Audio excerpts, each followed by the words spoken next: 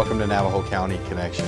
I'm your host, Jason Whiting, Navajo County Supervisor for District 3, and we're glad to have you with us today. Hope you're settling into a nice 2017. I know that we are. With a brand new year brings new opportunities and sometimes new faces. As many of you know, we recently had an election and we have some new faces and elected officials at Navajo County, and we have one of them here with us today. We have newly elected County Recorder Doris Clark with us here today. Want to talk with her a little bit about her role as County Recorder, but we also want to talk with her about who she is and get to know her a little bit more and let our audience get to know her better. I also understand that it's your birthday today, is that right? It is. You weren't prepared for that question, but I wanted to bring it up and recognize you, and a happy birthday to you. Thank you. So glad it's your birthday. If you don't mind, before we get into the business of matters, do you mind talking to us a little bit about who you are? Tell us a little about your family and you. I grew up in Indian Wells. It's on the Navajo Reservation about 45 miles north of Holbrook. And I have 5 sisters. And then I've got my husband, Alfred Clark. We've been married 35 years. We have 4 children, 3 grandchildren, and we also have 2 young foster kids in our home also. So I've been pretty much a resident of Navajo County. 8 years. I did go to school with the LDS Indian Placement Program in Utah. So I would go to school 9 months out of the year, come home for the summer. So I would say I've been a resident pretty much all my life of Navajo County. Well, we're fortunate to have you here today. As busy as you are, I mean, full-time mom, full-time county recorder, you've got all kinds of stuff going on there. Thanks for all that you do.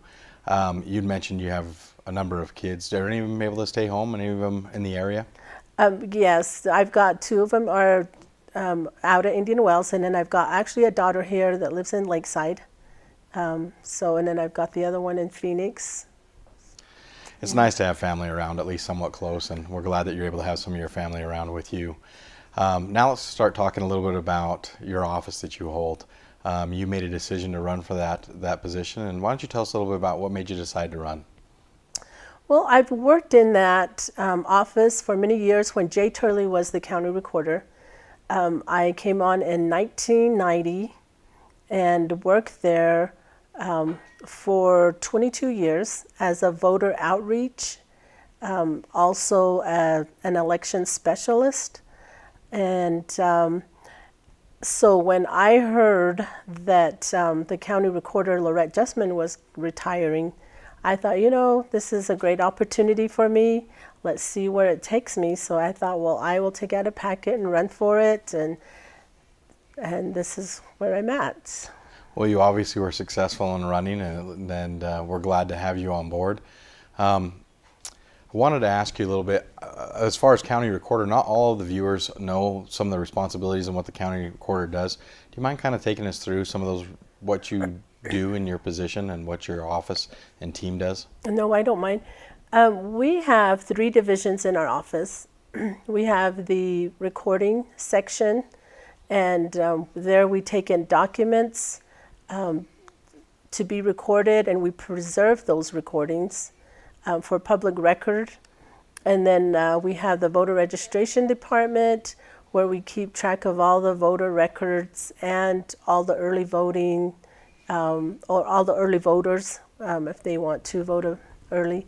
But we have like over 65,000 registered voters now, so we take care of those. And then also we have the elections department, and so the other job of the county recorder is she's the chief election officer for the county to make sure things go well, polling places and such. Do you feel like your experience helped you in your run for this office? I believe so. It did. I've trained poll workers, recruited them. I've got, we did interpreters. I think the, overall experience over the 22 years, I think really helped me. And I had excellent county recorders and staff members that helped me along the way, and I've learned a lot from them. One of the things that we also did was go to high schools throughout the county, register the seniors in their government classes. And we are excited that we're bringing that program back. We've got Sholo High School that we'll be coming to on February 14th. Alchese, we're scheduled to be there February 2nd. So we go into their government class and then we register them to vote. They get the experience of voting on the new machines. Oh, nice. Yeah. So it sounds like your experience will lend well and almost immediately to our citizens here in Navajo County, that you're already starting your outreach and education and starting with some of our youth is what it sounds like. And you said that the program you used to help run this in the past, correct? Yes. Excellent. If you don't mind, I understand there's some events that may be coming up or some elections or different things. Do you mind kind of walking us through what may be happening in the near future? Yeah, we've got March elections coming up. We've got March 14th, we have 3 elections. One of them is the Timberland Acres Road District is having a question on their ballot, and the White Mountain Lake Road District is also, I've got a question on their ballot. Town of Taylor, and these 3 are all mail elections. So all the ballots will be mailed to the voters that are registered in those within those districts. So, and the last day to register to vote, which is really important, is going to be Monday, February the 13th. Okay, so Monday, February 13th is the last day they'll be able to register if they're inside those jurisdictions to be able to vote. So, well, thank you for sharing that with us. Obviously, that's an important bit of information for those viewers that are in those areas that they'll know to be aware so that they can vote. And that's all mail? It'll be all mail. Okay. Is there a reason why they do all mail? I'm just curious. You know, from what I've heard, there's better turnouts. And it keeps, you know, having to locate the poll workers and train them. And so, and I've heard that it is a higher turnout when it's all mail. Okay. Well, that would make sense. It sounds like it would be a great service to those citizens that are looking to do that. For citizens that are wanting to get in touch with your office, you have offices located not just in Holbrook but in other locations. Where all are your offices located? Okay, our main office is in Holbrook at the Navajo County Governmental Complex, and then we've got one here in Sholo. It's at 550 North 9th Place, and the individual there will record documents on Mondays, Tuesdays, and Wednesdays, and they will record Thursdays and Fridays by appointment only. So, and they're open 8 to 5 on all week. And then we've got satellite office locations, but right now we do not have any existing satellite locations, and we will put them on the website when we fill the voter outreach position. Right now it's vacant. And we usually have one in White River and Pinon and Kayenta. And those are just one-day visits, so they're not, you know, 8 to 5, several days a week. Yeah. Do you see a migration of some of these services online for people to be able to go online and be able to do some of the paperwork there?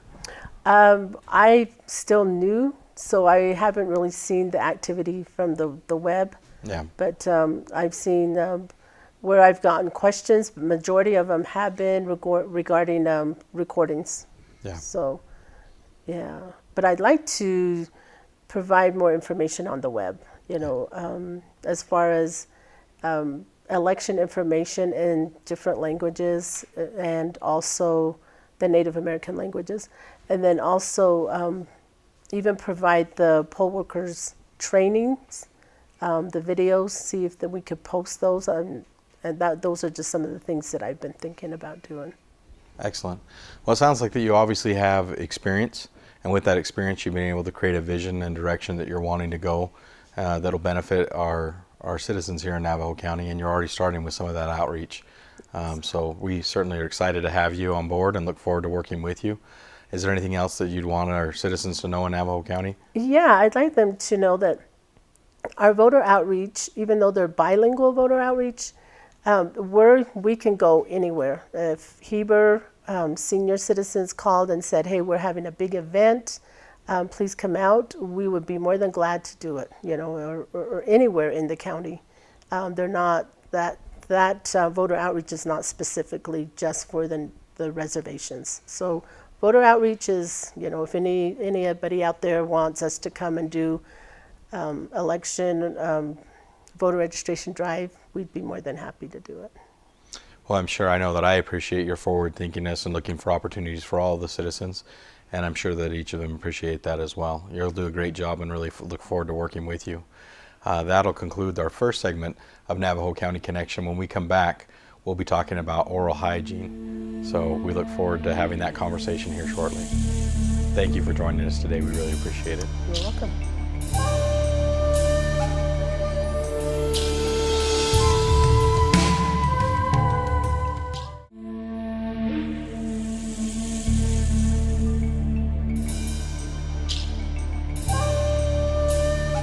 Welcome back to Navajo County Connection. We're glad to have Shana Clements here with us with the Public Health Services District, and we're going to talk oral hygiene. I guess it's Oral Hygiene Month this month, and an important conversation to be had. But before we have that conversation, do you mind kind of introducing yourself to our citizens and let them know a little bit about yourself, who you are, and how long you've been in the area? Sure, absolutely. My name is Shana Clements, and I've lived up on the mountain for going on about 6 years. My husband brought me up here. He is a resident of St. John's.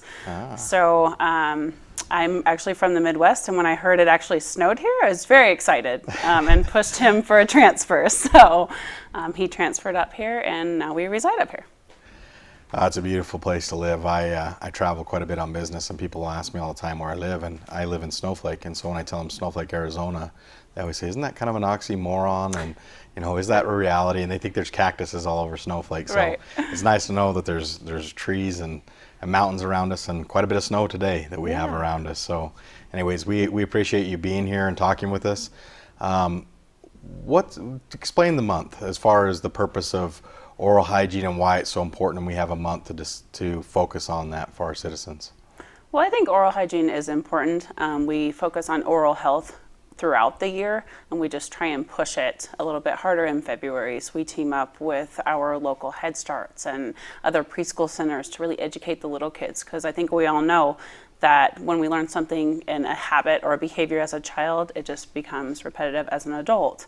So if I don't, I'm that kid that doesn't brush my teeth, and I'm horrible, don't listen to my parents. What's my path look like if I'm not practicing good oral hygiene? Well, there's infection.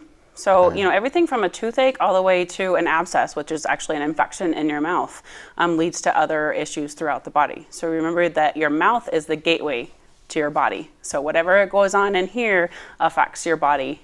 We've seen a lot of our children that actually miss school more for oral health issues, for a lack of a better word, than any other sickness. Outstanding. I'm wondering if some of these things will work with my kids as I'm trying to get them to brush their teeth. So the mouth is the gateway to the rest of the body. That's a term I'm going to use with them, Absolutely. I think. So, okay, I like that. That makes a lot of sense, and I appreciate you sharing that. Yeah. What are some of the practices that you would say that should be implemented? Just simple things that we should be doing within our home. Oh, great question. So I believe that everybody should see their local hygienist twice a year, and that's something that is covered by insurance. So it's not something that you're going to have to worry about coming out of pocket. And Access will cover that up through the age of 21. So that's nice to know, as well as brushing our teeth twice a day. So if you can remember twos, that would be great. The other thing that we'd like to focus on is seeing your dentist when your child reaches at least their first tooth, if not prior to. It creates that habit in the dentist chair, and then it's not a fight for the parent on a consistent basis. So very familiar with that fight. Now, you talked earlier about some of the outreach as far as with Head Start and some of the partnerships with the schools. Do you mind talking a little bit more about what are you doing with Head Start? Like, how are you educating the public on some of these things? Because obviously it's an important topic. It is. So we have health educators that are in our communities all the way through Navajo and Apache counties on and off reservations. So we like to reach out far, as well as we have other different grants that reaches all the way into Gila County. So we reach out to our parents. A lot of it's just education. Mom, dads, a little bit, a toothbrush is better than nothing. So getting the children in that habit. We reach out to our local preschools, because that's where our funding source focuses on, 0 to 5 pre-K, and educating those children. Those children reach the homes and educate mom. They educate older brother and sister, just on the basic practices. So. You obviously have a lot of experience on this. You've told me. Do you mind telling us, is there any events coming up or any opportunities for people to learn more about this? Sure. We don't have any specific outreach events focused on February. We kind of focus it throughout the year, but we are in almost every preschool, daycare center, or in-home center that's registered with DES that provide a free screening and fluoride varnish application as long as we have parental consent. There's some locations that allow parents who maybe homeschool or just don't choose to use a preschool system to come into the environment, as well as your local WIC offices, health departments, and things of that sort where we sit out in the waiting room. Education materials, free screenings, and again, that varnish application. So as I'm sure this will pique some interest Yeah. for people within our communities, what's the best way to get in touch with you guys Sure. to find out more information? Absolutely. I can be reached at the Navajo County Public Health Office here in Sholo. The phone number is 928-532-6050, and my extension is 5548.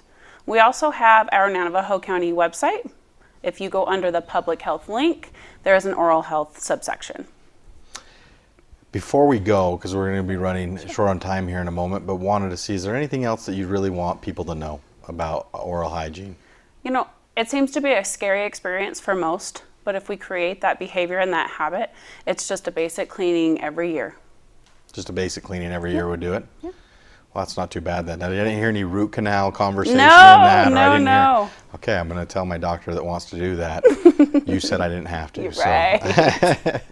Well, I appreciate you coming on. I appreciate Absolutely. the outreach that you guys are having with our citizens and getting this message out to the community. So thank you for your time and effort. Shauna, we certainly appreciate you being here with us on the show today. And thank you for joining us on Navajo County Connection. We'll see you next time.